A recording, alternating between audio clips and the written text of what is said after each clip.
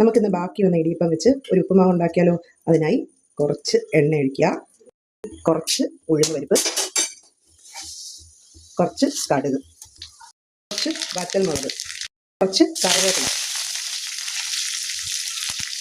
പിന്നെ വേണ്ടത് ഇത്രയും സാധനങ്ങളാണ്: സവോള, ബീൻസ്, പച്ചമുളക്, ക്യാരറ്റ്, ഇഞ്ചി. കണ്ടോ? ഒന്നുകൂടെ പറയാം: സവോള, ക്യാരറ്റ്, ബീൻസ്, പച്ചമുളക്, ഇഞ്ചി. ഇത് ഇങ്ങോട്ട് ഇട്ട് കൊടുക്കാം. കുറച്ച് ഉപ്പിട്ട് കൊടുക്കാം. ഇടിയപ്പത്തിന് ഉപ്പുണ്ടാവും, അപ്പോൾ അത് നോക്കിയിട്ട് ഇട്ടാൽ മതി കേട്ടോ.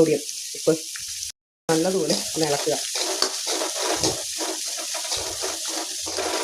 ഒരു നുള്ള് മഞ്ഞൾപ്പൊടി. മഞ്ഞൾപ്പൊടി കൂടി പോകരുത്, കുറച്ച് മതി കേട്ടോ.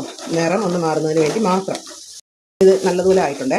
ഇത്രയും വഴണ്ട് വന്നതിന് ശേഷം നമ്മുടെ ബാക്കി വന്ന ഇടിയപ്പം ഇതുപോലെ ഒന്ന് ഇതിർത്തെടുക്കുക. അത് ഇതിലേക്ക് തട്ടിക്കൊടുക്കുക.